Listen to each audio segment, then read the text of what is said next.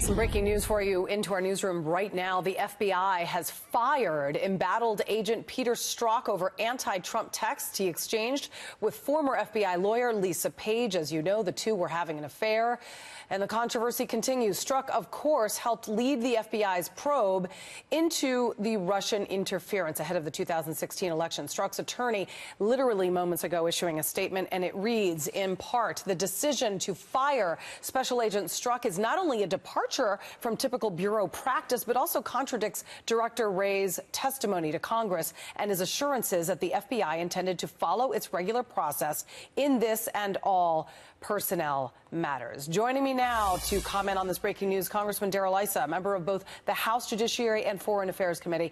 What's your take on his firing? This is pretty big news.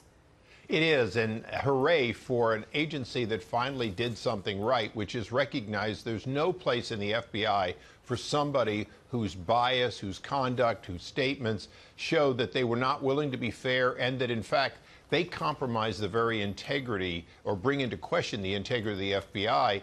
So hooray that they didn't wait any longer. They waited a long time. Yeah, this is a 22-year veteran who displayed clear bias against Trump in those text messages.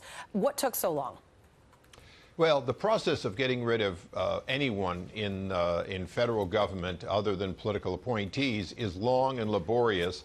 They're usually covered by one or even two different protections, the Civil Service Act and unions. And the process goes on forever. And you might have noticed that at the IRS, people fired in the sort of Lois Lerner era were typically rehired, over 200 of them. So the process of firing them is long. The bars from rehiring generally aren't affirmative.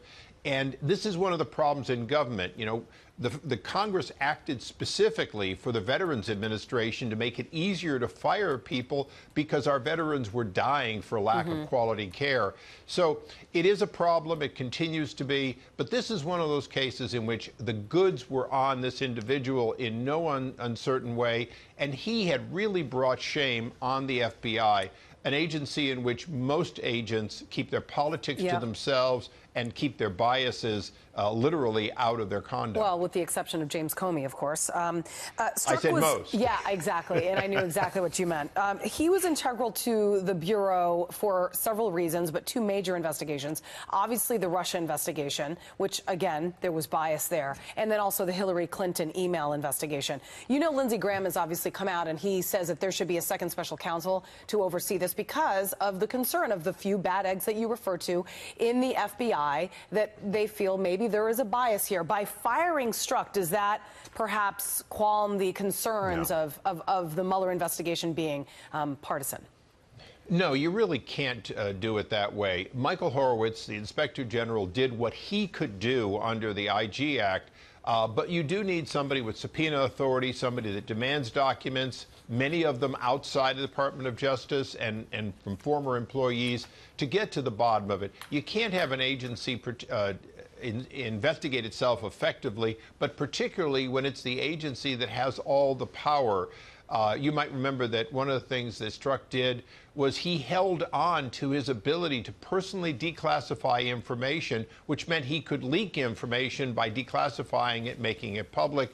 He held on to a lot of those capabilities that helped him essentially create a legal way to spy on a candidacy of President Trump. Does this further boost, then, Lindsey Graham's claim that he believes that a second special counsel should be appointed? Because let's remember, you need to have prosecutorial power in order to continue to, hold these people accountable, and there needs to be accountability here, and sadly, within the FBI itself.